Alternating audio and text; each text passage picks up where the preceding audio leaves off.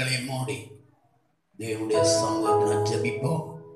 தொடர்ந்துள்ள பகுதிகளை கர்த்தர் ஆசீர்வதித்ததாக எல்லாருடைய இருதய கண்களை தேவசம் நேராக திருப்புவோம். மாம்சி கண்களை மூடுவோம். Praise the Lord. Hallelujah. Hallelujah. Hallelujah. Hallelujah. Hallelujah. Hallelujah. மகா பரிசுத்தமும் கிருபையும் இரக்கம் நிறைந்த நல்ல ஆண்டவரே, அருமையான ஆசீர்வாதமான இந்த நல்ல பகல் வேளைக்காக நாங்கள் ஸ்தோத்திரிக்கிறோம். உமது பிள்ளைகளாகி நாங்கள் ஏகோபித்துமை துதிக்கவும் உடைய நாமத்தை நாங்கள் மேம்படுத்துவதற்கான மேன்மையான கிருபை தேவரீர் எங்கள் தந்தீரக்காக கோடாவடியாக நாங்கள் ஸ்தோத்திரிக்கிறோம். கூடிய நமது பிள்ளைகள் யாவரையும் ஆசீர்வதியும் ஆராதனை இந்த நேரம் வரையிலும் பரலோகத்தின் தேவன் எங்களுடைய மத்தியிலே மகிமையான கிரியை நீர் செயல்படுத்திக் கொண்டிருக்கிறபடியா ஸ்தோத்திரம். முன்னென்று ஆராதனை நடத்தி கொண்ட பிள்ளைகளை கத்த தொடர்ந்து ஆசீர்வதியும். இந்த நேரத்தில் வசனங்களை சொன்ன பிள்ளைகளை ஆசீர்வதியும். கொடுக்கப்பட்ட காணிக்கைகளை ஆசீர்வதியும். தங்களுடைய கையில் பிரயாசங்கள் முயற்சிகள் அதிகமான பலன்கள் மேன்மையான ஆசீர்வாதங்களை கண்டடைய தொழில்கள் வியாபாரங்களை தமது பிள்ளைகளுடைய எல்லா முயற்சியிலும் விசேஷமான ஆசீர்வாதம் தங்கும்படியாக நாங்கள் ஜெபிக்கிறோம். ஆராதனை மத்தியில் கடந்து வந்த பிள்ளைகள் யாவரையும் தனியாக பேராக குடும்பமாக ஆசீர்வதிப்பீராக. இந்த பலகீனமாக சகோதரக்காக ஜெபிக்கிறோம். அவருக்கு நல்ல சுகத்தை கொடுக்க ஜெபிக்கிறோம். பெருஞ்சலம் பலகீனமா இருக்க சகோதரனுக்காக ஜெபிக்கிறோம்.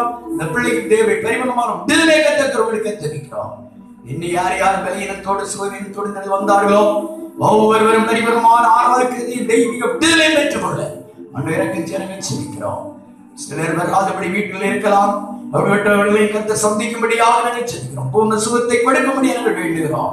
இந்த நாளில் தான் இந்த ஆராதனை மீதி உள்ள பகுதிகளை கத்த பொறுப்படும். பரலோகத்தில் தேவன் தொடர்ந்து எங்களோடு பேசுவீராக. எல்லா தட்டைகளையும் கத்த நீக்கும்படியாக ஜெபிக்கிறோம்.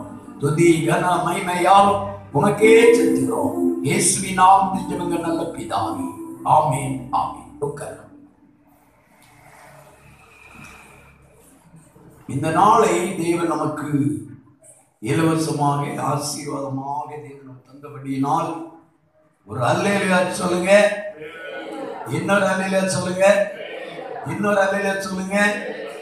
இந்த நாள் நம்முடைய வாழ்க்கையில் ஒரு பெரிய ஆசீர்வாதமான நாள்.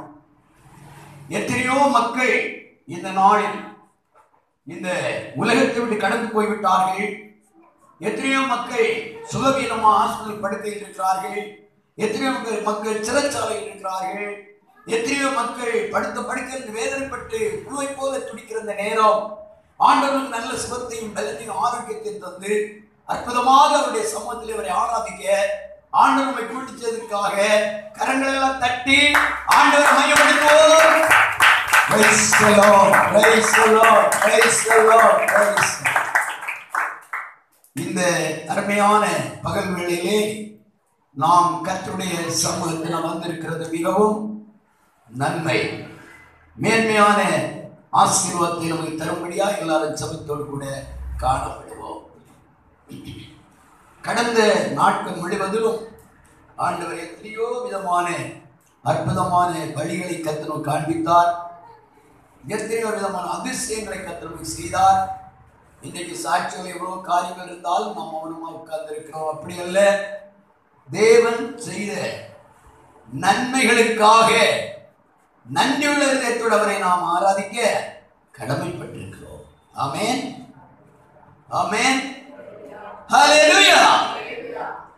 அவருக்கு பரவாயில்லையா கொள்ளாமா? 1 மணி கேட்கலாம். இல்லை இங்கே நமக்கு ஆராதனை வரக்கூடிய கருங்கள் இருந்து ஆனந்தி அவருக்கு உடல்நிலை சரியில்லை, ஹாஸ்பிட்டலில் இருப்பதாக அறிந்தோம். எந்த விதமான ஒரு பிரச்சனை இல்லாதபடி அந்த பூர்ண சுகத்தை கொடுக்க ஒரு நிமிஷம் எல்லா கருத்து நாம் ஸ்தோத்திரம் பண்ணி ஜெபம் பண்ணுவோம். ஆண்டவரே நாங்கள் மை ஸ்தோத்திரிக்கிறோம். எல்லாம் ஜெபம் பண்ணுவோமா? கர்த்தாவே நாங்கள் மை ஸ்தோத்திரிக்கிறோம். அந்த அருமையான தமது மகனுடைய சரீரத்தை கத்த தொடுவீராக. எல்லா பலவீனங்களும் மாறி வருகிற நாட்களில் சந்தோஷமாய் இந்த இடத்துல குடும்பமாய் வந்து ஆராதிக்க கர்த்தர் கிருபை கொடுக்க ஜெபிக்கிறோம். கரத்தில் அர்ப்பணிக்கிறோம். கர்த்தாவினுடைய நாமம் மகிமைப்படட்டும். தேவனமாக அந்த கர்த்தாவை பிள்ளை சோனாக ஜெபிக்கிறோம். அந்த பிள்ளை கர்த்தாவே சரீரத்திற்கு அந்த வலி மாறுவதாக பரிபூர்ணமான விடுதலை கர்த்தர் ஜெபிக்கிறோம். கரத்தில் அர்ப்பணிக்கிறோம். இயேசுவின் நாமத்தில் பிதாவே. ஆமென். தேவன் வருகின்றார் வேகமாக இறங்கி தேவ பர்வத தப்பாதம் நிறுத்தி தேவன் வருகிறார் வேக இறங்கி தேவ பர்வத தப்பாதம் நிறுத்தி பூமி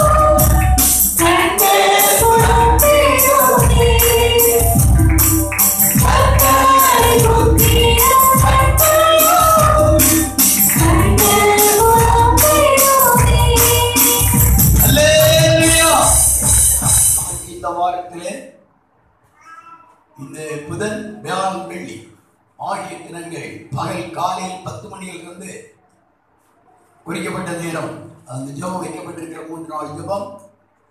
அதே வண்ணமாக சனிக்கிழமை விசேஷ ஜெபம் மாலையிலே 6 மணிக்கு ஒழுங்காக்கப்பட்டிருந்த நேர்மை கடந்து வந்தீங்க, ரொம்ப சந்தோஷம். சாயங்காலம் உள்ள அந்த ஜெபம் ஆயத்த ஜெபம். இருட்டா இருக்கு என்று பயந்து நீங்கள் வராமல் இருக்கீங்களோன்னு நான் யோசிக்கிறேன். 6 மணிக்கெல்லாம் நேரம் ரொம்ப இருட்டல்ல, 1 மணிக்கு ஜெபம் தான். இந்த ஜெபத்தை கண்டு எல்லாரும் கடந்து வாருங்க, ஞாபகத்தில் வைத்து. இந்த புதன் வியாழன் சித்திரை மாசம் 1ஆம் தேதி வியாழக்கிழமை அன்றைக்கு அந்த புதன் வியாழன் வெள்ளி இந்த 3 நாட்கள் தொடர்ந்து ஜெபம் ஒழுங்காக்கப்பட்டிருக்கிறது. உபவாசம் வரலாம், 1 நாளோ 2 நாளோ 3 நாளோ சேர்த்து உபவாசத்தோடு வந்து ஜெபிக்கலாம், அப்படி வந்து ஜெபிக்கலாம்.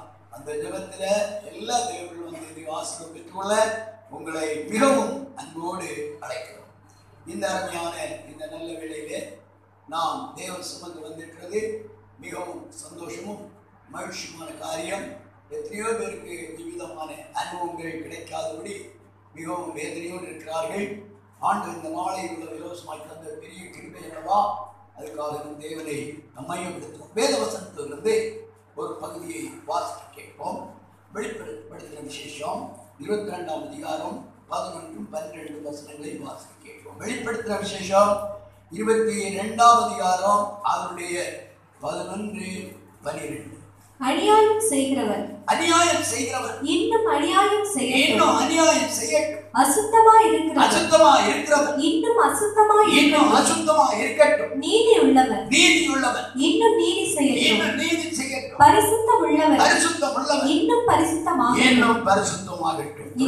இதோ சீக்கிரமாய் வருகிறேன். அவன் அவனுடைய கிரியைகளின்படி அவன் அவனுக்கு நான் அளிக்கும் பலன் என்னோடே கூட வருகிறது. தகப்பனே, அருமையான இந்த வருகை குறித்ததான இந்த வார்த்தையை தந்திருக்கிறேன்.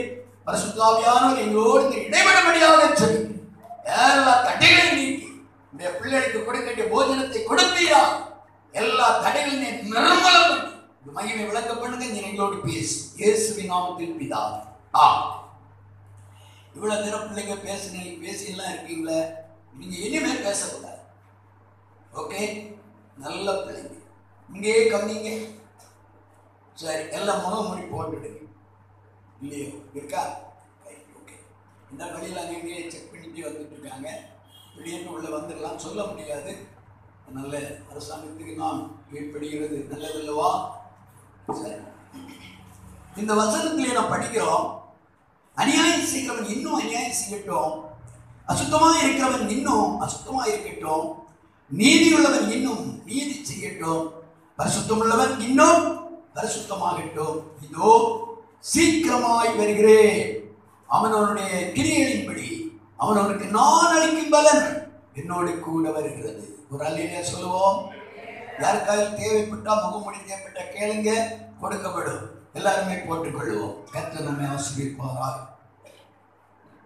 இங்கே நாம் பார்க்கிறோம், பரிசுத்தமாகிறவன் இன்னும் பரிசுத்தமாகட்டும், இதோ நாம் சீக்கிரமாய் வருகிறேன் என்று கர்த்தர் நம்முடைய வார்த்தையை பத்ம தீவிலே தன்னை தெளித்த நிலையிலே பலவிதமான வேதனையோடு இருக்க வேண்டிய யோவான் பரலோகத்தை கண்டு சந்தோஷத்தை பிரமித்துக் கொண்டிருக்கிறார்.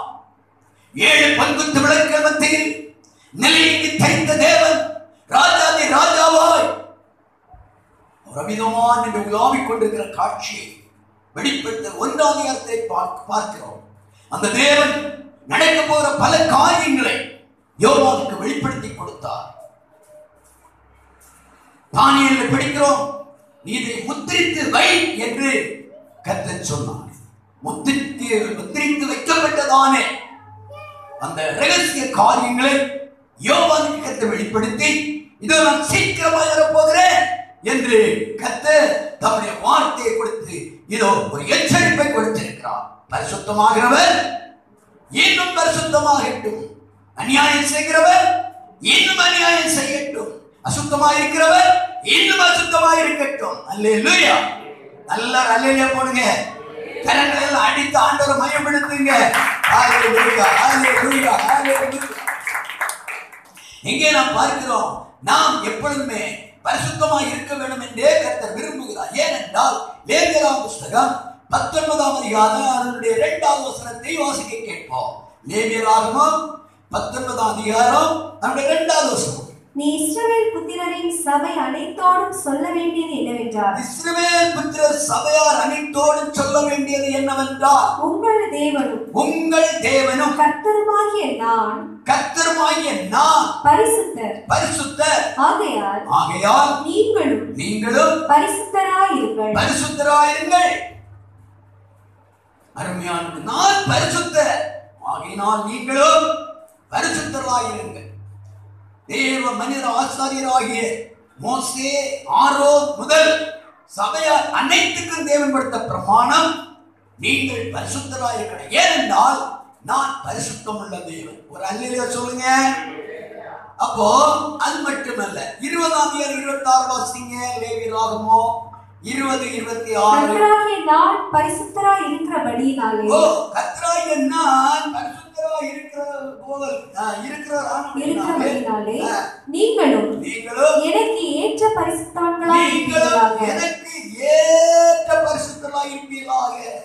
தேவனுக்கு ஏற்ற பரிசுத்தராய் இருக்க வேண்டும் என்று தேவன் விரும்புகிறார். நாம் நமக்கு நாமே நான் பரிசுத்தவான் என்று சொல்ல அல்ல, கர்த்தர் என்ன எதிர்பார்க்கிறார் என்றால் நம்மிலே ஒரு பரிசுத்தத்தை எதிர்பார்க்கிறார். அந்த பரிசுத்தம் என்ன? தேவனுக்கு ஏற்ற பரிசுத்தமாக இருக்க வேண்டும். எல்லாருக்கும் புரியுதா? ஆமென், ஆமென். தேவனுக்கு ஏற்ற பரிசுத்தமாக இருக்க வேண்டும். ஆமென். பரிசுத்தங்களோடு ஒருவனும் தேவனை தரிசிக்க முடியாது. வாசிப்பு எபிரேயருக்கு நிருபம் 12:14, எபிரேயர் 12:14. யாவரோடு சமாதானமாய் இருக்கவும் பரிசுத்தம் உள்ளவர்களாய் இருக்கவும் நாடுங்கள். பரிசுத்தம் இல்லாமல் ஒருவனும் கர்த்தரை தரிசிப்பதில்லையே. தேவனை என்ன செய்ய முடியாது? பரிசுத்தம் இல்லாமல் தரிசிக்க முடியாது. வெள்ளை போட்டோன்னு ஒன்றும் பரலவும் போக முடியாது. அதனால வெள்ளை ஞாயிற்றுக்கிழமை கட்டாம வர்றீங்களோ, கண்டிப்பா ஞாயிற்றுக்கிழமை வெண்வஸ்திரம் கேட்டீங்க, உங்களுக்கு நமக்கு நல்லது. நம்ம பிள்ளைகளுக்கு யூனிஃபார்ம் அணிந்து எவ்வளவு சந்தோஷமா அனுப்புறோம் இல்லையா ஸ்கூலுக்கு. சரி பாருங்க, அப்ப பரிசுத்தத்தை குறித்து ஆண்டவர் சொல்லும் போது, பரிசுத்தம் இல்லாமல் ஒருவரும் தேவனை தரிசிக்க முடியாது. காரணம், நான் பரிசுத்தராக இருக்கிறேன்.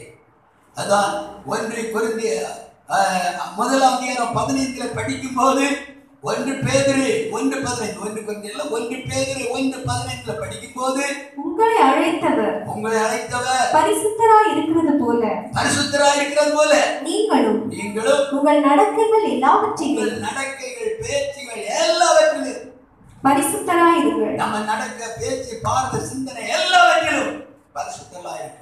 கர்த்தருடைய கண்கள் நீதிமான்கள் மேல் நம்மை கவனித்து, மனுபுத்திரர் மேல் கர்த்தருடைய கண்கள் அப்படியே நோக்கி கொண்டு. ஆகையினாலே தேவன் நம்மளை எதிர்பார்க்கிறது, பரிசுத்தத்தை விரும்புகிறார். அப்ப தேவன் நம்மை அழைத்த அழைப்பு எதற்காக? வாசித்து 1 கொரிந்தியர் 1:2 அப்போஸ்தலன் போல் சொல்லும் போது,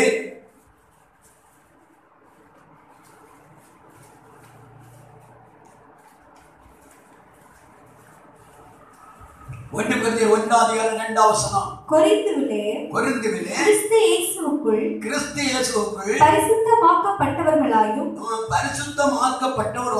பரிசுத்தவான்கள் ஆகும்படி அழைக்கப்பட்டவர்களுமாய் இருக்கிற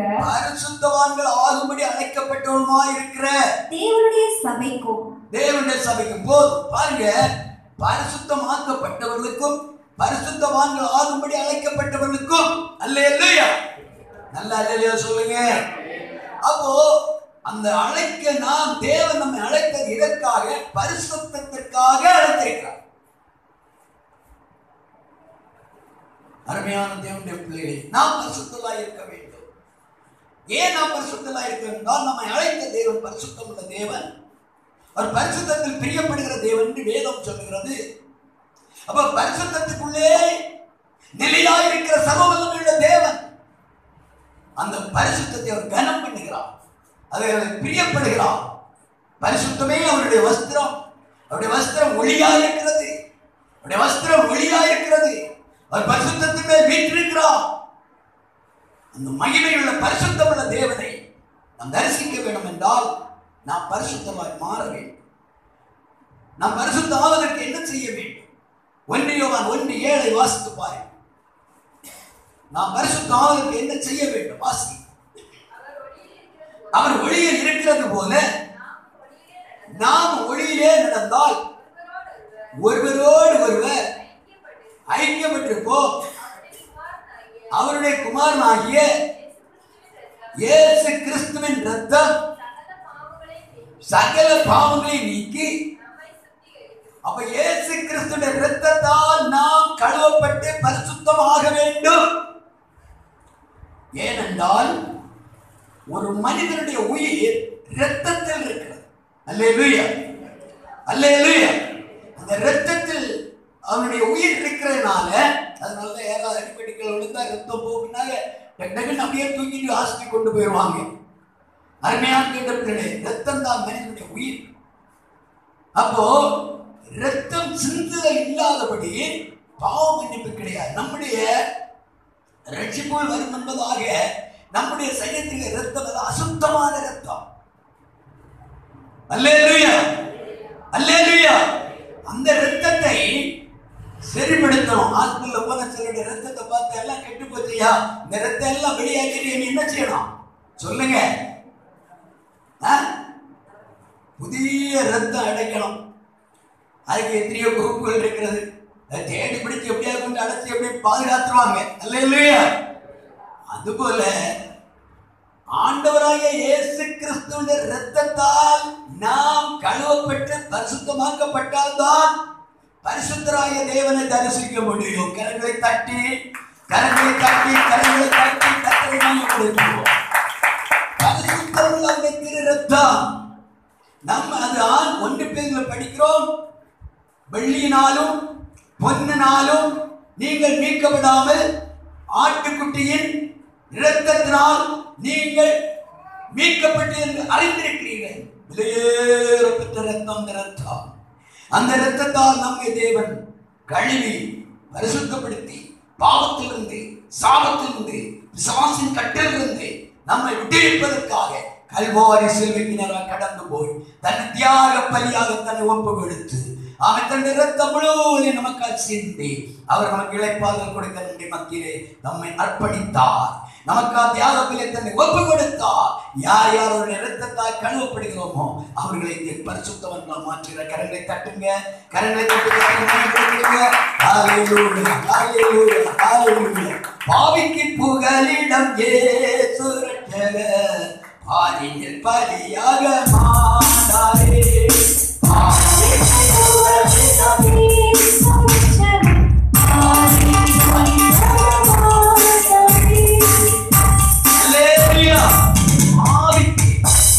புகலிடம் அவர்களுக்கு மீட்பை கொடுத்தது அத்தக்காக அவர் தன்னை அர்ப்பணித்தார். அவருடைய இரத்தம் சகல பாவங்களை நீக்கி நம்மை சுத்திகரிக்கிறது. ரட்சிப்பு என்று சொல்லும் போது ஒவ்வொரு நாளும் நம் ரட்சிப்புகளை காணப்பட வேண்டும் கர்த்தர் விரும்புவது. சரி, நம்முடைய ஆண்டவராகிய இயேசுவுடைய நம்முடைய அந்த அழைப்பை பார்ப்போம். எதுக்காக தேவன் அழைத்தார்? ரோமர் 1:2 வாசி. ரோமர் 1:2.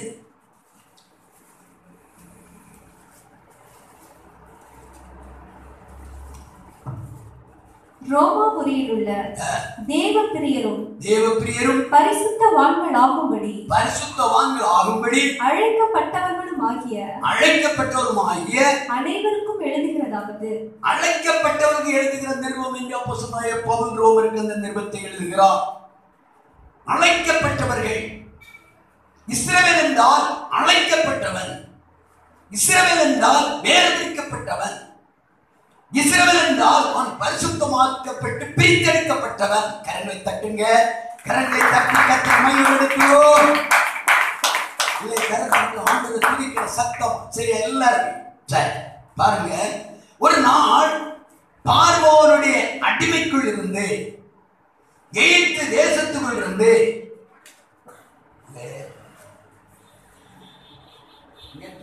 தெரியல யாருக்கு சத்தம் கேட்கக்கூடாது. கை கட்டு, எல்லாரும் கை கட்டு. பார்வோன் என்றால் பிசாசு.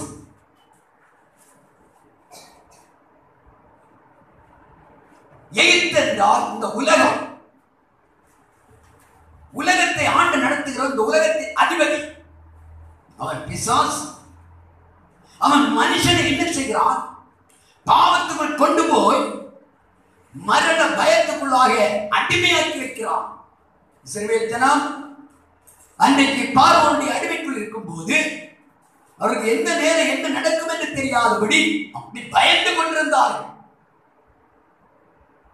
அதே போலதான் ரட்சிப்புள் வராத ஒரு ஆத்மா பயத்தினால் நிறைந்திருக்கிறது. ஏன்? விசுவாசனுடைய ஆளுகைக்குள்ளே அவர்கள் இருக்கிறார்கள். தூக்கம் வர நல்ல சொல்லுங்க.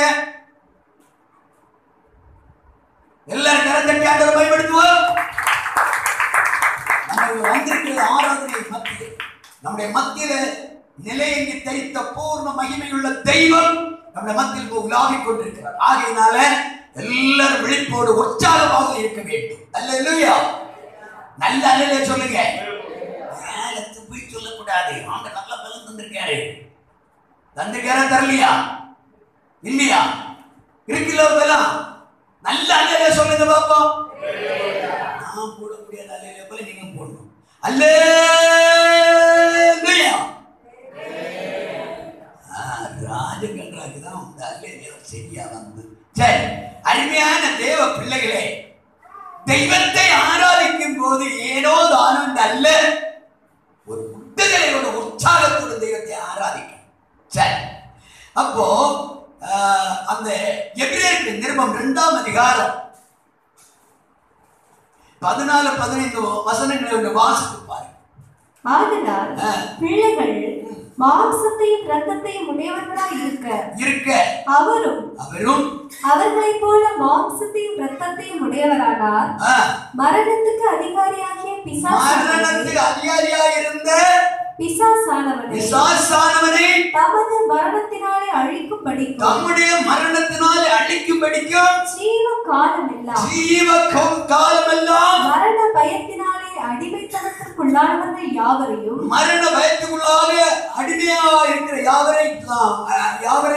விடுதலை பண்ணும்படிக்கும் ஜீவகாலமெல்லாம் மரண பயத்தினாலே அடிமைத்தனத்துக்குள்ளானவர்கள் யாவரையும் விடுதலை பண்ணும்படி. அப்படியானால் ஆண்டவராகிய இயேசு நமக்காக கல்வாரி சிலுவை தன்னை தியாக பலியாக ஒப்பு கொடுத்தார். ஏன்? மனுகுலம் மரண பயத்துக்குள்ளாகிவிட்டது. காரணம் என்ன? பார்வோனாகிய பிசாசு மனுகுலத்தை அடிமைப்படுத்தி வைக்கிறது. என்ன அடிமை? மரண பயமாகிய அடிமை. எப்பொழுது சாவேனோ, செத்தால் என்ன ஆகுமோ? ஆனால் உண்மையாக தேவனுடைய இரத்தத்தால் கழுவப்பட்ட ஒவ்வொரு பிள்ளைக்கும் ஒரு நல்ல ஒரு எதிர்காலத்தை பற்றி ஒரு விசுவாசம் உண்டு. என்ன? இன்றைக்கு நான் மரித்தாலும் பரலோகம் போவேன். அப்படி ஒரு நம்பிக்கை உள்ளவங்க கரங்களை தட்டுங்க பார்ப்போம். கரங்களை தட்டுங்க. இன்றைக்கு நாம் தேவ சமூகத்தில் வந்திருக்கிறோம். அப்போ பொல்லாத பிசாசாகிய பார்வோனுடைய அடிமையிலிருந்து மீட்டெடுத்து அவருடைய பிள்ளைகளாக நம்மை அவர் மாற்றி இருக்கிறார். ஒரு காலத்தும் எப்படி இருந்தோம்? 1 பேதுரு 2ஆம் அதிகாரம் 21-22 வசனங்களை வாசி. 1 பேதுரு 2:21-22. இதற்காக நீங்கள் அழைக்கப்பட்டும் இருக்கிறீர்கள். ஏனெனில் கிறிஸ்து உங்களுக்காக பாடுபட்டு நீங்களும் அவருடைய தம்முடைய அடிச்சொடுகளை தொடர்ந்து வரும்படி உங்களுக்கு மாதிரியை பின்வைத்து போனார். அருமையான தேவ பிள்ளையே, ஆண்டவராய் இயேசு நமக்கு எல்லா காரியங்களுக்கும் மாதிரி. இயேசு எப்படி மாதிரியை காண்பித்தாரோ அதே மாதிரியை நானும் நீங்களும் கடைபிடிக்க வேண்டும். அப்பொழுதுதான் பரலோகம் போக முடியும். கரங்களை தட்டி கர்த்தரை நாம் மகிமைப்படுத்துவோம். இயேசு நமக்கு வைத்த மாதிரி என்ன? முதலாவது ஞான ஸ்நானம். மூழ்கி ஞான ஸ்நானம் யோர்தானை இயேசு எடுத்தார். அதே அனுபவத்துடன் நாம் எடுக்க வேண்டும். அது முதல் படி, முதல் அடிச்சோடின் மாதிரி. அல்லேலூயா, நல்ல அல்லேலூயா சொல்லுங்க. அடுத்தபடியா இயேசுவின் மாதிரி என்ன? ஞான ஸ்நானம் பெற்றவுடனே பிராவை போல பரிசுத்த ஆவியானவர் அவர் மேல் இறங்கினார். நாம் பரிசுத்தாண்ட அபிஷேகத்தை பெற்றுக்கொள்ள வேண்டும். பரிசுத்தாண்ட அபிஷேகம் பெற்றுக் கொண்டால்தான் பரிசுத்தார் நம்மை போதிப்பார். ஆனா நீ போ, வீட்டுல சும்மா இருக்காத, ஜெபம் பண்ணு, பைபிளை வாசி, நீ என்ன தேடு என்று ஆவியானவர் பேசிட்டே இருப்பார். வேதம் சொல்லுகிற நான் உனக்கு போதித்து என்று சொல்லப்பட்டிருக்கிறது. இந்த பரிசுத்த ஆவியை நம்மை போதிக்கிறதான ஒரு மகத்துவம் உள்ள தேவன். பரிசுத்த ஆவியை நம்மை இறங்க வேண்டும். பரிசுத்தாரை நாம் பெற்றுக்கொள்ள வேண்டும். இயேசு பரிசுத்தாண்ட அபிஷேகத்தை பெற்றுக்கொண்டார். அது மாதிரி. அடுத்தபடியா என்ன? ஆண்டவராகிய நல்ல கவனிங்க. இந்த பிள்ளை வழி அங்க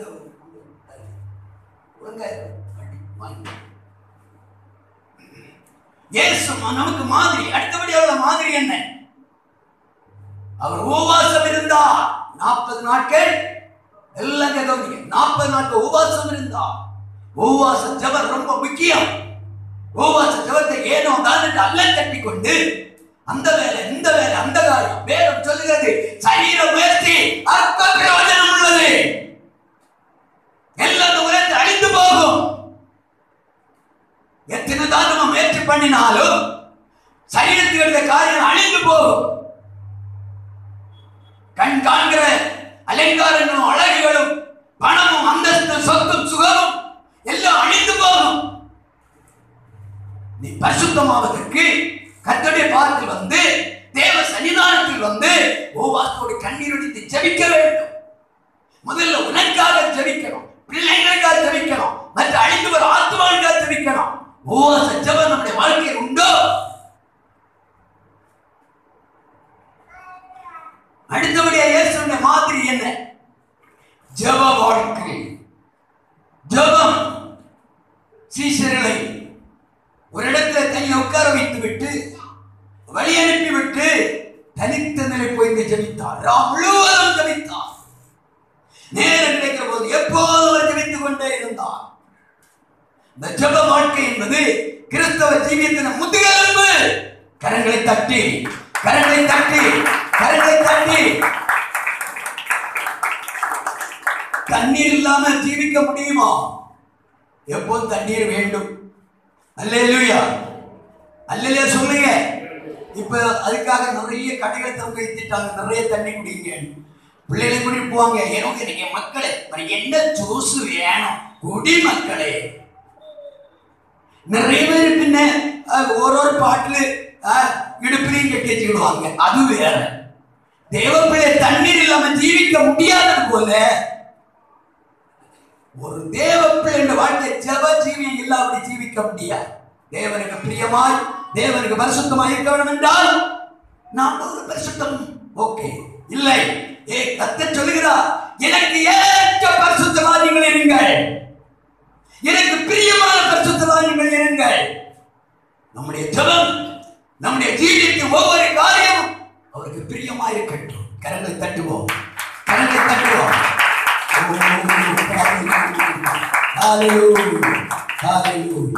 இந்த உலகத்தோடு முடிந்து போத வாழ்க்கை இல்லை. இனிமேல் இன்னொரு வாழ்க்கை நமக்கு இருக்கிறது. அந்த வாழ்க்கை நிலையான வாழ்க்கை. அந்த வாழ்க்கை கோடா கோடி யுகமா ஆண்டவர் இயேசுவோடு நாம் வாழ்ந்திருக்க போகிறோம். அதுக்காக தான் இந்த உலகத்தில் இருக்கும் போது ஆண்டவரோடு கூட நெருங்கி உறவாடணும். அதுதான் ஜெபம் இல்லை, அதுதான் ஜெபம். கவனிக்கிறீங்களா? சும்மா கண்ணை மூடுங்கம்மா வாய்த்தரை சொல்ல வேண்டிய தேவையில்லை. நமக்குள்ளே ஒரு வைராக்கியம் வர வேண்டும். வேலை பார்க்கிறோம், படிக்கிறோம், உத்தியோகம் பார்க்கிறோம், குடும்பக்காரி ஈடுபடுகிறோம், எல்லாத்தையும் ஜெபித்துக் கொண்டே இருக்க வேண்டும். வேதத்து தெசலோனிக்கேயர் நிருபத்தில் சொல்லப்படி எப்பொழுதும் ஜெபம் பண்ணுங்கள். எப்பெல்லாம் இடைவிடாமல் ஜெபிக்கணும். அல்லேலூயா. நல்ல அல்லேலூயா சொல்லுங்க. நன்மை கிடைச்சா ஜெபம் பண்ணலாம், தீமை கிடைச்சா. இயேசு உபவாசம் பண்ண பின்பு அவர் சோதிக்கப்பட்டார். அல்லேலூயா. சோதனைகள் வரும், அதை நான் சகிக்க வேண்டியது அவசியம் என்று 1 பேதுரு புத்தகத்தில் அருமையா சொல்லப்பட்டிருக்கிறது. நான் கிறிஸ்தவர்களாக இருக்கிறதுனாலே அவருடைய அடிச்சுவடை நாமும் பின்பற்ற வேண்டும். அந்த அடிச்சுவடில் ஒன்று சோதனைகளும் உபத்திரவங்களும் வேதனைகளும் சகித்துத்தான் ஆகும். ஒவ்வொரு விதவிதமான சோதனை, ஒவ்வொரு விதமான பிரச்சனை, போராட்டங்கள் கிறிஸ்துவுக்குள்ள சகிக்க வேண்டும். அருமையான தேவனுடைய பிள்ளைகளே, இதோ நம்மை பரிசுத்தப்படுத்த நம்மால் ஒன்று செய்ய முடியாது. சோப்பு சவுக்காரத்தை போட்டு அழுக்கு நீக்கலாம், துணியை வெண்மையாக்கலாம், ஆகாரத்தை பிசித்து வயிற்றை நிரப்பிக் கொள்ளலாம், கஷ்டப்பட்டு பிரயாசப்பட்டு உத்தியோகம் பார்த்து வேலை தொழில் செய்த பணத்தை உருவாக்கலாம். பரிசுத்தம் என்பது நம்முடைய சுய முயற்சியினால் நடப்பது அல்ல. அது தேவனுக்கு நமக்கு ஒரு கூட்டு தொடர்பான அனுபவம். வாசித்து பாருங்கள், லேவியராகமம் 22:32. ஹalleluya, ஹalleluya, ஹalleluya. லேவியராகமம் 22:32 என் பரிசுத்த நாமத்தை பரிசுத்த குலைச்சலாக்காதிருப்பீர்களாக. நான் இஸ்ரவேல் புத்திரர் நடுவே பரிசுத்தர் என்று மதிக்கப்படுவேன். நான் உங்களை பரிசுத்தமாக்குகிற கர்த்தர். அப்ப இயேசுவுடைய இரத்தம் நம்மை பரிசுத்தப்படுத்தும். இங்கே சொல்லப்பட்டிருக்கிறது, தேவன் தாமே நம்மை என்ன செய்கிறார்? பரிசுத்தப்படுத்துகிறார். அல்லேலூயா சொல்லுங்க. அப்ப நான் பரிசுத்தமாவதற்கு ஆண்டவருடைய சொந்த ஆண்டவரே, நான் பாவியப்பா, என்ன பரிசுத்தப்படுத்துங்க என்று தன்னை அர்ப்பணிக்கணும், தன்னை ஒப்பு கொடுக்கணும். நம்முடைய சுய முயற்சியினால், சொந்த நீதியினால், சொந்த பிரயாசத்தினால் பரிசுத்தம் வருவதில்லை. தேவன் நம்மை பரிசுத்தப்படுத்த வேண்டும். அவருடைய கரத்தை அர்ப்பணிக்கணும். அருமையாக அது மட்டுமல்ல, இன்னும் யோவான் 17ஆம் அதிகாரத்தில் ஒரு வார்த்தை இருக்கிறது, வாசிங்க. 17ஆம் அதிகாரம், யோவான் 17ஆம் அதிகாரம்.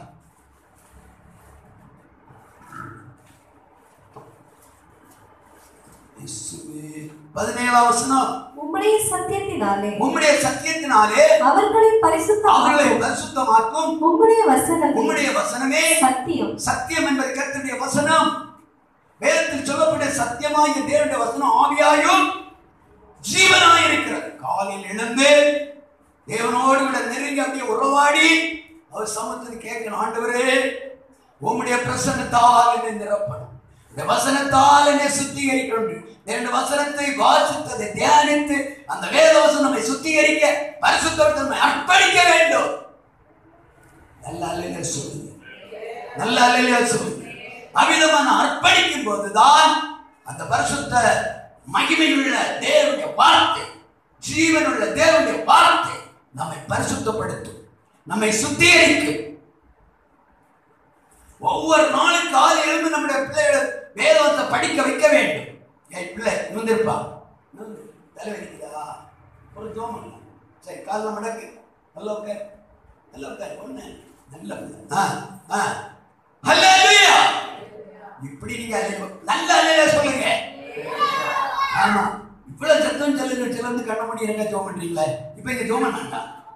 ஆமா, நான் நேரத்துக்கு ஜோம் பண்ணிட்டு தான் போய் அவங்களோட ஆராதனை முடிச்சுட்டு அப்படி வந்துட்டேன். என்ன அப்புறம் ஜோம் பண்ண சரி, ஒரு அல்லேலூயா சொல்லுவோம்.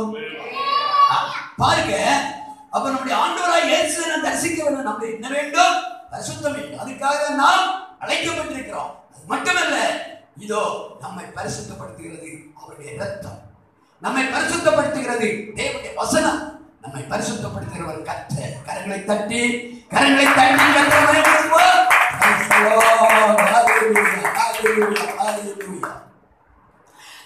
நம்மை பரிசுத்தப்படுத்த நம்ம என்ன செய்யணும்?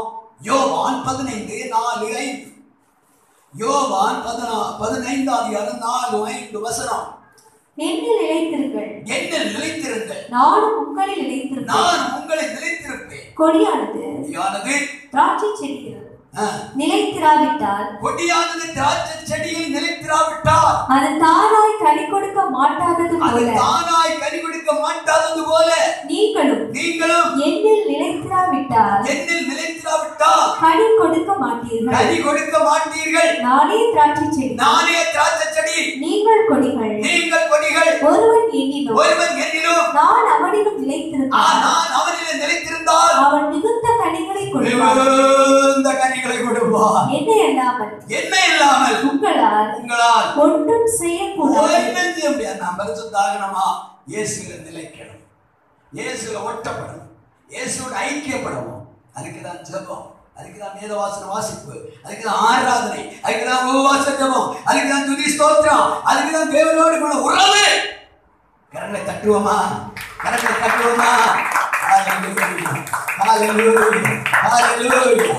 அந்த காரியம் கொண்டும் சும்மா நம்ம மௌனமாய்க்க விரும்பக்கூடாது. ஜபத்தினால தேவனோடு கூட ஐக்கியப்பட வேண்டும், அவரோட நிலைத்திருக்கணும். நாம் கொடிகள், நம்மை கொண்டு என்ன செய்ய முடியாது.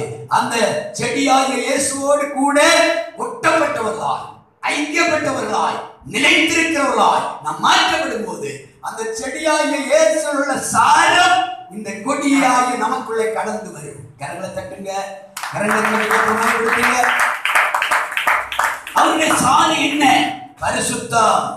நல்ல சொல்லுவீங்களா? அந்த பரிசுத்தமாகிய சாரம் நமக்குள் வரும்போது இன்னும் நான் அன்பு கூறணும், இன்னும் நான் ஒரு பிரியமா இருக்கணும், இன்னும் அதிகமா ஜெபிக்கணும். இயேசுவோட அந்த ஜெப பிரசன்னம் நம்மை தொடும். Praise the Lord. Praise the Lord. இந்த ஆராதனை முடிந்த பின்பு எங்க 2 பிள்ளைகளை நான் தனியாக உட்கார வைக்க போறேன். இன்னைக்கு உங்களை கூட விட மாட்டேன், போக முடியாது. இன்றைக்கு நாம் தேவ சமூகத்தில் வந்திருக்கிறோம். நாம் இயேசுவோடு கூட ஒட்டப்பட்டிருந்தால் அவருடைய சாரம் நமக்குள் வரும்போது ஆவியானவர் சொல்லுவார், நீ ஜெபிக்காம இருக்கிறாய், ஆராதனை சும்மா வீட்டில் இருக்குதியா? பரிசுத்தர் பேசுவார். ஆமென். இப்படி அல்ல, நல்லாதான் சொல்லுங்களேன், கொஞ்சம் நல்லா சொல்லுங்க. நல்லது. அல்லேலூயா. புரியுதா பிள்ளைக்கு? முடிஞ்சோட கேட்பேன், சொல்லும் சரியா? சரி. அப்ப பாருங்க, நம்ம வாழ்க்கையில இயேசுவோடு நம்ம ஐக்கியப்பட்டவ மாறும்போதுதான் அவருடைய பரிசுத்தம் நமக்குள்ள வரும். அந்த பரிசுத்தம் நமக்குள்ள வந்தாதான் நாம் பரிசுத்தவான் மாற்றப்பட முடியும். அப்ப நாம் பரிசுத்தவான் மாற்றப்பட்டாதான் தேவன் விரும்புகிற கனி நம்மிலே வெளிப்படும். கரங்களை தட்டுவோமா? அவருக்கு பிரியமான கனியை நாம் கொடுக்க வேண்டும், அவர் உகந்த கனியை கொடுக்க வேண்டும், இனிமையான கனியை கொடுக்க வேண்டும், ருசியான கனியை கொடுக்க வேண்டும். வார்த்தையினால, பேச்சினால, நடக்கையினால, கிரியையினால, செயலினால எப்போது அவருக்கு பிரியமான கனி கொடுத்து பரிசுத்தத்தை தேடிக்கொள்ள வேண்டும். அல்லேலூயா சொல்லுங்க. அப்ப நம்மை பரிசுத்தப்படுத்துகிறவர் சர்வ வல்லமையுள்ள தேவன். அதான் 1 தெசலோனிக்கேயர் 3:13 என்ன சொல்லுது? வாசிங்க. 1 தெசலோனிக்கேயர் 3:13.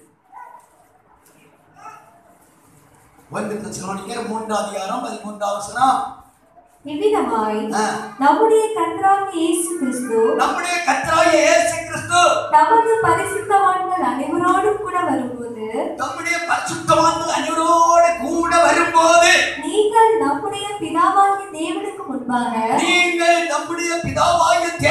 முன்பாக பிழையற்ற பரிசுத்தம் உள்ளவர்களாய் இருக்கும்படி உங்கள் இருதயங்களை ஸ்திரப்படுத்துவாராக. அல்லேலூயா. இயேசு சீக்கிரமாய் வரப்போகிறார். அவர் வரும்போது நாம் பிழையற்றவர்களாய், பரிசுத்தர்களாய், அவருடைய முகத்தை நாம் தரிசிக்கத்தக்கதாய் தகுதியாக நம்மை திடப்படுத்துவோம், நம்மை ஸ்திரப்படுத்துவோம், நம்மை உறுதிப்படுத்துவோம். ஒரு பிரச்சனை வந்தோன்னு ஜபம் வேண்டாம், ஆராதனை வேண்டாம், ஒண்ணு வேண்டாம், அப்படி இருக்கக்கூடாது. ஜபத்தில் எப்பொழுதும் தரித்து இருக்கணும், ஆண்டவரோடு நாம் இசைந்து நிலைத்திருக்கணும்.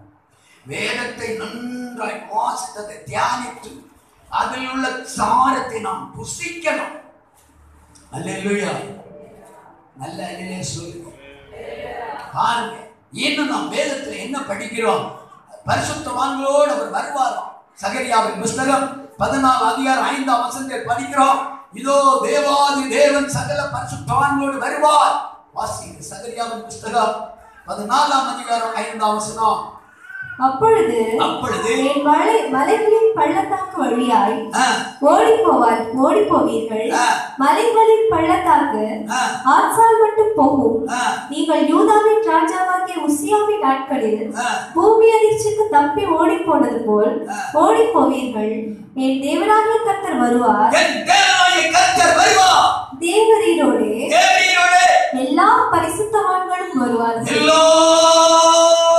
பரிசுத்தவான்கள் வருவார்கள். கோடா கோடி பரிசுத்தவான்களோடு இயேசு வர போகிறார்.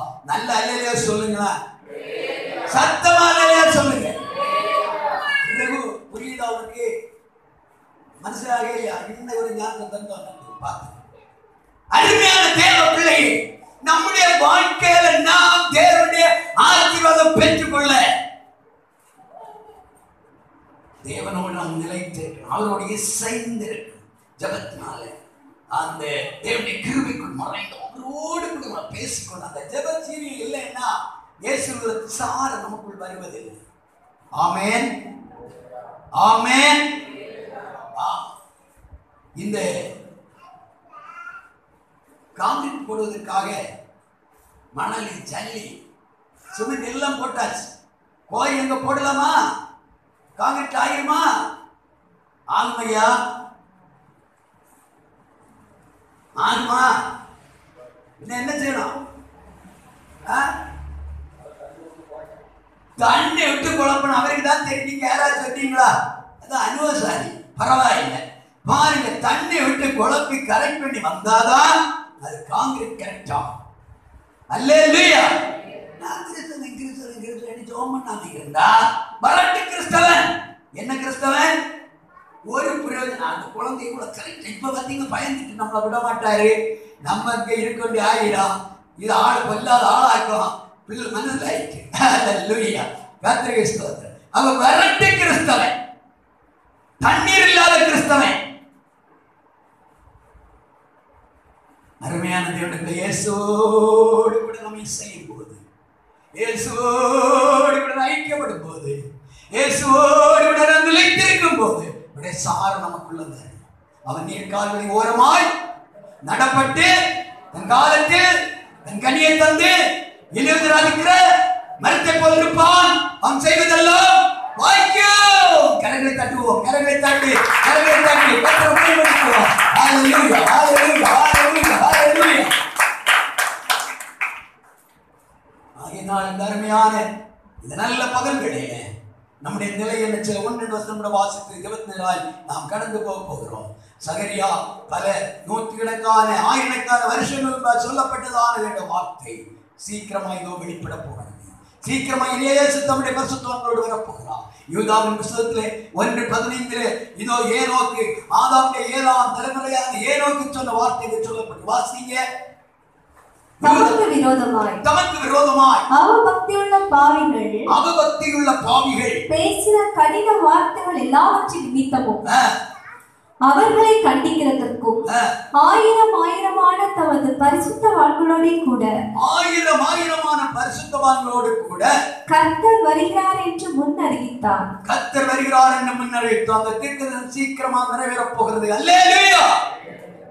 ஆதாமுக்கு பின்பு 7வது தலைமுறை ஏனோக்கு. ஏனோக்கு எப்படி ஆண்டவர் சொத்துக்கு சேர்ந்தாரு? தேவனோடு சஞ்சரித்து கொண்டிருக்கவே காணாமல் எடுத்துக் கொள்ளப்பட்ட. எத்தனை வருஷம் சஞ்சரித்தார்? யாராவது சொல்லுங்க. ஏனோக்கு எத்தனை வருஷம் சஞ்சரித்தார் தேவனோடு? 300 வருஷம். எத்தனை வருஷம்? ஆமா, நமக்கு இப்ப 100 வருஷம் இருக்கு. 100 வயசான ஆறு இல்ல இல்ல செல்லமாமா கவனிச்சுக்கிட்டு போன இயேசு ஆறாரு. இங்க நீங்க இருக்கிற பாக்குதியா? போனோம், போய் சேரணுமே. அல்லேலூயா. 100 வயசு தான். அது கஷ்டத்துல தான் ஓடுது வண்டி. 300 வருஷம் தேவனோடு சஞ்சரித்து காணப்படாமல் எடுத்துக்கொள்ளப்பட்டால் ஏனோ நம்முடைய வாழ்க்கையில் கிறிஸ்தவ ஜீவியத்தில் இதுவரையிலும் எவ்வளவு நேரம் தேவனோடு நாம் சஞ்சரித்துக் கொண்டிருக்கிறோம். பாடுகள் மத்தியிலும், உபத்திரங்கள் மத்தியிலும், வேதனைகள் மத்தியிலும் ஆண்டவரை விட்டு விலகக்கூடாது. கர்த்தருக்கு ஸ்தோத்திரம். ஐயோ, பாவிகளால் சொல்லப்பட்ட அவபக்தியான அந்த வாசிங்க, அந்த வசனம் அருமையான வசனம் வாசிங்க. தமக்கு விரோதமாய், தேவனுக்கு விரோதமாய் அவபக்தியுள்ள பாவிகள் பேசின கடின வார்த்தைகள் எல்லாவற்றின் நிமித்தமும் அவர்களை கண்டிக்கிறதற்கு ஆயிரமான தமது பரிசுத்தவான்களோடு கூட கர்த்தர் வருகிறார் என்று. அப்ப கர்த்தர் வருகிறார். அல்லேலூயா. எதுக்கு வருகிறார்? தேவ பிள்ளைகள் விரோதமா பேசினாங்களே, அவர்களை கண்டிக்கும்படியாக, நியாயம் தீர்க்கும்படியாக இயேசு வந்து கொண்டிருக்கிறார். ஆயிரம் மற்ற நமக்கு எதாவது பேசுறாங்களா? பேசாம இயேசு நமக்கு மாதிரி. அவருக்கு சத்தமிடாது இருந்த ஆட்டை கொண்டு அது போல இருக்கணுமா?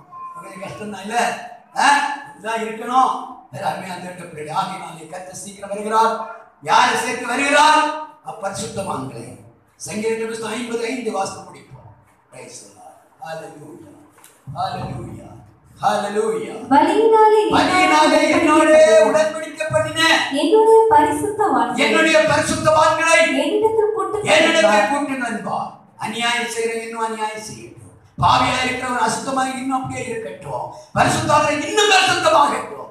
நான் சீக்கிரம் வருகிறேன் சொல்லி இயேசு இதோ சீக்கிரம் வரப்போகிறார். வருகைக்கு ஆயத்தப்படுவோம். எல்லாரும் நீங்கள் கொடுத்தோம். பிரைஸ் ஹல்லேலூயா, ஹல்லேலூயா, ஹல்லேலூயா, ஹல்லேலூயா, ஹல்லேலூயா, ஹல்லேலூயா. எல்லாம் எழுவோம். எழுந்து தேவனை ஆராதிப்போம். ஹல்லேலூயா, ஹல்லேலூயா, ஹல்லேலூயா. ஆவியானவரே, நாங்கள் ஸ்தோத்திரிக்கிறோம். ஆவியானவரே, நாங்கள் ஸ்தோத்திரிக்கிறோம். ஆவியானவரே, நாங்கள் ஸ்தோத்திரிக்கிறோம். ஆவியானவரே, நாங்கள் ஸ்தோத்திரிக்கிறோம். எல்லாருடைய கண்களை மூடுவோம். இயேசுவே, என்னை பரிசுத்தப்படுத்தும். இன்றைக்கு வருகை நம்முடைய ராஜ்யத்தை வர முகத்தை நான் தரிசிக்க, பரிசுத்தராக நான் சந்திக்க என்னை தகுதிப்படுத்துங்கப்பா. ஒருவேளை கைவிடப்பட்ட நரகத்துக்கெல்லாம் போவேன், பாதாளத்துக்கெல்லாம் போவேன். ஹல்லேலூயா, ஹல்லேலூயா. எல்லா கண்களை மூடி ஜெபிப்போம், ஜெபிப்போம். ஆமென், ஆமென், ஆமென், ஆமென், ஆமென். ஹல்லேலூயா, ஹல்லேலூயா. இப்படி சின்ன பிள்ளைகளை எழுப்புங்க, எழுதி ஜெபம் பண்ணுங்க. நல்ல பிள்ளை எழுதி ஜெபம் பண்ணுங்க, எழுதி ஜெபம் பண்ணுங்க. கொஞ்ச நேரம் ஜெபம் பண்ணி, ஆண்டவரே இயேசுப்பா, என் உள்ளக்க பரிசுத்தத்துக்காய் நான் பரிசுத்தமாக்கப்பட உதவி செய்யுங்கப்பா. இவ்வளவு எனக்கு கேட்ட வேத வசனங்களை நான் பரிசுத்தப்படுத்துங்கப்பா. ஒரு முகமா எல்லாருடைய மாற்றிய கண்களை மூடுங்க. கர்த்தருடைய கண்கள் உங்களை இப்ப கவனிக்கிறது. பரிசுத்தமுள்ள மகிமையுள்ள கண், ஓ தேவனுடைய கண், அக்கினி ஜாலியாய் விளாவிக் கொண்டிருக்கிற தேவனுடைய கண்கள் இப்பொழுது நம்மை கவனிக்கிறது. Hallelujah, hallelujah, hallelujah, hallelujah, hallelujah, hallelujah, hallelujah.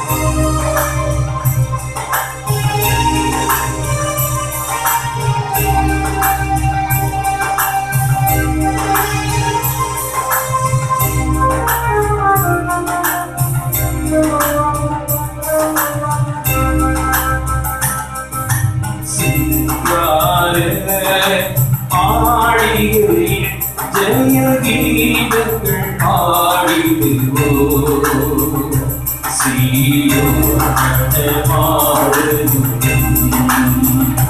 சீயோன் நடமாடுதும். சிங்கார மாளிகையில் ஜெயகீதங்கள் பாடிடுவோம். சீயோன் நடமாடுதும், சீயோன் நடமாடுதும்.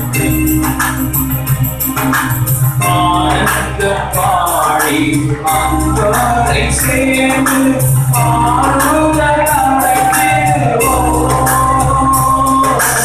ஆனந்த பாடி அந்தரை சேர்ந்து ஆனந்தமாய் தேடுவோம். அங்கே அலங்காரமாகி கீழங்கள் சூடி அந்தரில் மகிழ்ந்திடுவோம். அங்கே அலங்காரமாகி கீழங்கள் சூடி அந்தரில்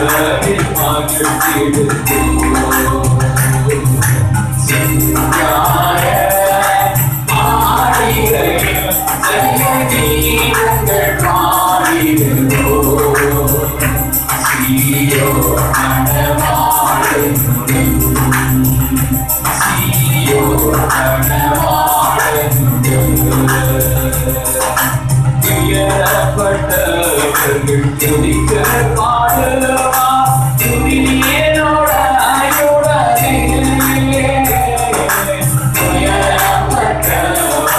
துதித்து பாடுவா துதியோட அங்கே சீயோன் நகரோடு